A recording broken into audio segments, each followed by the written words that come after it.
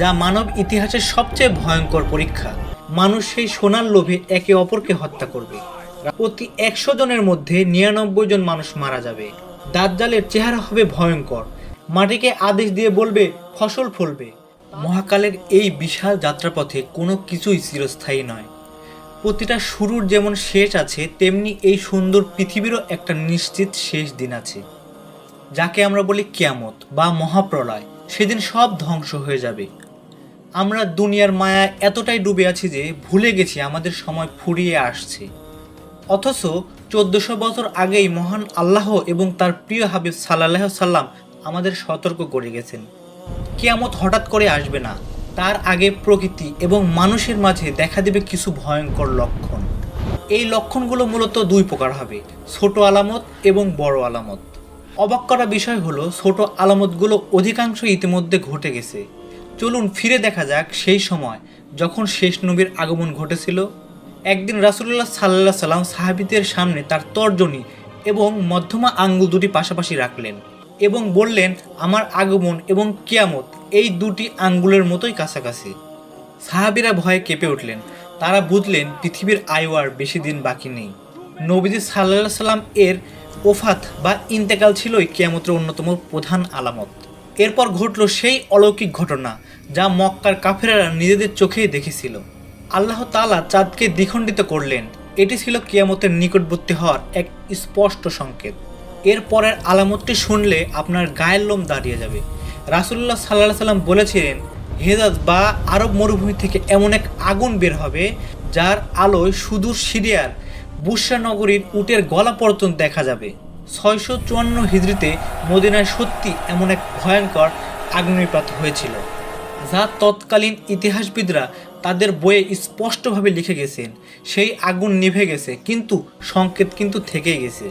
নবীজি সাল্লাল্লাহু আলাইহি সাল্লাম আরও বলেছিলেন, কিয়ামতের আগে জ্ঞান উঠিয়ে নেওয়া হবে, অর্থাৎ বড় বড় আলেম এবং জ্ঞানী ব্যক্তিরা মারা যাবেন, কিন্তু তাদের স্থলাভিষিক্ত হওয়ার মতো কেউ থাকবে না। তখন মানুষ মূর্খদের নেতা বানাবে, যারা নিজেরাই পথভ্রষ্ট হবে এবং অন্যদেরকেও পথভ্রষ্ট করবে। আকাশ থেকে প্রচুর বৃষ্টি হবে, কিন্তু মাটিতে কোনো ফসল ফলবে না। জিনিসের দাম হবে আকাশচুম্বী, কিন্তু মানুষের মনে কোনো সুখ শান্তি থাকবে না। আমানতদাতা হারিয়ে যাবে, যাকে বিশ্বাস করা হবে সে বিশ্বাসঘাতকতা করবে। সবচেয়ে কষ্টের আলামত হলো, সন্তান তার মায়ের অবাধ্য হবে, মাকে দাসীর মতো মনে করবে, অথচ বন্ধুদের সাথে খুব ভালো ব্যবহার করবে। মসজিদগুলো হবে অত্যন্ত জাঁকজমকপূর্ণ এবং কারুকাজ খচিত, কিন্তু সেখানে হেদায়েত বা প্রকৃত ঈমান থাকবে না। সব হবে লোক দেখানো মাত্র। সময়ের বরকত কি আপনারা এখন অনুভব করতে পারেন? রাসূলুল্লাহ সাল্লাল্লাহু আলাইহি সাল্লাম বলেছিলেন, কিয়ামতের আগে সময় সংকুচিত হয়ে যাবে। একটি বছর মনে করা হবে একটি মাসের মতো, আর একটি মাস মনে করা হবে এক সপ্তাহের মতো, আর একটি সপ্তাহ মনে হবে একটি দিনের মতো, আর একটি দিন মনে হবে আগুন জ্বলে নিভে যাওয়ার মতো। আজকের যুগে আমরা ঠিক এই পরিস্থিতির মধ্য দিয়েই যাচ্ছি। সময় কিভাবে চলে যাচ্ছে টেরই পাচ্ছি না। আরেকটি বিস্ময়কর ভবিষ্যৎবাণী শুনুন, যা আজকে চোখের সামনে ঘটছে। নবীজি সাল্লাল্লাহু আলাইহি সাল্লাম বলেছিলেন, যখন দেখবে নগ্ন পায়ের দারিদ্র রাখালেরা উঁচু উঁচু দালান কোঠার নির্মাণে একে অপরের সাথে প্রতিযোগিতা করছে। আজকে আরব বিশ্বের দিকে তাকালে মনে হয় এই হাদিসটি যেন গতকালই বলা হয়েছে। মদ্যপান ও ব্যভিচার সমাজে মহামারীর মতো ছড়িয়ে পড়বে। গান বাজনা এবং বাদ্যযন্ত্র মানুষের ঘরে ঘরে ঢুকে পড়বে, যা আজ আমাদের পকেটের মোবাইলেই বিদ্যমান। পুরুষেরা নারীদের মতো রেশমি কাপড় এবং স্বর্ণ ব্যবহার করা শুরু করবে। নারীরা কাপড় পরবে, তবুও তারা উলঙ্গ এবং নগ্ন থাকবে। মানুষ পাপ কাজ করবে, কিন্তু সেটাকে সে পাপই মনে করবে না। চারপাশে শুধু হত্যা আর রাহাজানি বাড়বে। হত্যাকারী জানবে না কেন সে হত্যা হয়েছে, আর নিহত ব্যক্তিও জানবে না কেন তাকে হত্যা করা হলো। ঘন ঘন ভূমিকম্প দেখা দেবে, মাটি ধসে পড়ার ঘটনা বেড়ে যাবে। এমন সব নতুন রোগ ব্যাধি আসবে যা পূর্বের মানুষ কখনো শোনেনি। আজকের পৃথিবীতে নতুন নতুন মহামারীগুলো কি তার ইঙ্গিত দিচ্ছে না? মানুষের সম্পদ বাড়বে, কিন্তু মনের শান্তি কমে যাবে। প্রতিবেশীর হক নষ্ট করা হবে, আত্মীয়তার সম্পর্ক ছিন্ন করা হবে। মানুষ ইবাদত করবে, কিন্তু তা হবে দুনিয়ার স্বার্থের জন্য। এই ছোট আলামতগুলো যখন এক একে পূর্ণ হয়ে যাবে, তখন বড় আলামতগুলো এমনভাবে আসা শুরু করবে যেভাবে তসবির সুতো ছিঁড়লে দানাগুলো পড়তে থাকে। পৃথিবী প্রস্তুত হচ্ছে সেই চূড়ান্ত ধ্বংসলীলার জন্য। কিন্তু বড় আলামতগুলো কি যা এখনও ঘটার বাকি আছে? শীঘ্রই এমন একজন নেতা আসবেন যিনি পৃথিবীকে ন্যায় বিচার দিয়ে ভরে দিবেন, এবং আসবে এমন এক ফিতনা যা মানব ইতিহাসের সবচেয়ে ভয়ঙ্কর পরীক্ষা। বড় আলামত শুরু হওয়ার ঠিক আগে একটি বিশেষ ঘটনা ঘটবে। ফোরাত নদীর পানি শুকিয়ে যাবে এবং সেখান থেকে ভেসে উঠবে এক বিশাল সোনার পাহাড়। মানুষ সেই সোনার লোভে একে অপরকে হত্যা করবে। রাসূলুল্লাহ সাল্লাল্লাহু আলাইহি সাল্লাম বলেছেন, প্রতি ১০০ জনের মধ্যে ৯৯ জন মানুষ মারা যাবে। তবুও মানুষ বলবে, আমি হয়তো বেঁচে যাব। এরপর আকাশ থেকে নেমে আসবে এক বিশাল ধোঁয়া ও আদ্দুখান, যা পূর্ব থেকে পশ্চিম পর্যন্ত সব ঢেকে ফেলবে। এই ধোঁয়া মুমিনদের জন্য হবে সর্দির মতো হালকা, কিন্তু কাফেরদের জন্য হবে যন্ত্রণাদায়ক। ঠিক এমন এক সংকটময় মুহূর্তে মুসলমানদের নেতৃত্ব দিতে মক্কায় আত্মপ্রকাশ করবে ইমাম মাহাদি। তিনি হবেন রাসূলুল্লাহ সাল্লাল্লাহু আলাইহি সাল্লামের বংশধর। তিনি পৃথিবীকে ন্যায় বিচার দিয়ে পূর্ণ করে দিবেন, যেমনটা আগে অন্যায় দিয়ে ভরা ছিল। ইমাম মাহাদির আগমনের কিছুদিন পরে আসবে মানব ইতিহাসের সবচেয়ে বড় পরীক্ষা, সবচেয়ে বড় ফিতনা, যার নাম আল মাসিহা আদ দাজ্জাল বা ভণ্ড মাসিহা। আদম আলাইহিসসালাম সৃষ্টির পর থেকেই এমন ভয়ঙ্কর ফিতনা আর পৃথিবীতে কখনো আসেনি। দাজ্জালের চেহারা হবে ভয়ঙ্কর, তার ডান চোখ হবে কানা বা আঙ্গুরের মতো ফোলা, তার কপালে স্পষ্ট লেখা থাকবে কাফের, যা কেবল মুমিনরাই পড়তে পারবে, চাই সে শিক্ষিত হোক বা অশিক্ষিত। সে বর্তমানে কোন এক অজানা দ্বীপে শিকল দিয়ে বন্দি অবস্থায় আছে, কিন্তু খুব শীঘ্রই সে মুক্তি পাবে। তার ক্ষমতা হবে অবিশ্বাস্য। সে আকাশকে আদেশ দিয়ে বলবে বৃষ্টি হবে, মাটিকে আদেশ দিয়ে বলবে ফসল ফলবে। তার সাথে থাকবে জান্নাত এবং জাহান্নাম, কিন্তু সাবধান, তার যেটা জান্নাত সেটাই মূলত আগুনের জাহান্নাম। পৃথিবীর অধিকাংশ মানুষ তার ভেলকিবাজি দেখে তাকে খোদা হিসাবে মেনে নেবে এবং ঈমান হারাবে। সে একজন মানুষকে হত্যা করে পুনরায় জীবিত করে দেখাবে। এটা হবে তার সবচেয়ে বড় জাদুকরী ধোঁকা। সে পৃথিবীতে 40 দিন অবস্থান করবে। তার প্রথম দিনটি হবে 1 বছরের সমান লম্বা, দ্বিতীয় দিনটি হবে 1 মাসের সমান এবং তৃতীয় দিনটি হবে 1 সপ্তাহের মতো সমান, এবং বাকি দিনগুলো হবে সাধারণ দিনের মতোই। সাহাবীরা জিজ্ঞাসা করলেন, তখন কি একদিনের নামাজ পড়লেই হবে? নবীজি বললেন, না, বরং সময়ের অনুমান করে নামাজ আদায় করে নিতে হবে। মুমিনদের জন্য সেই সময়টা হবে অত্যন্ত কঠিন। খাবারের অভাব দেখা দিবে। তখন মুমিনদের খাবার হবে তাসবিহ এবং তাহলিল। আল্লাহর জিকিরে তাদের ক্ষুধা এবং তৃষ্ণা মিটিয়ে দিবে। দাজ্জাল সারা পৃথিবীতে চষে বেড়াবে, কিন্তু মক্কা এবং মদিনায় কখনোই সে প্রবেশ করতে পারবে না। সেখানে ফেরেশতারা খোলা তরোয়াল হাতে পাহারায় থাকবে। যখন দাজ্জালের অত্যাচার চরম পর্যায়ে পৌঁছাবে, তখন দামেস্কের সাদা মিনারায় এক অলৌকিক ঘটনা ঘটবে। আকাশ থেকে 2 জন ফেরেশতার কাঁধে ভর দিয়ে নেমে আসবেন হযরত ঈসা আলাইহিসসালাম। তার চুল থেকে মনে হবে মণিমুক্তর মতো পানি ঝরছে।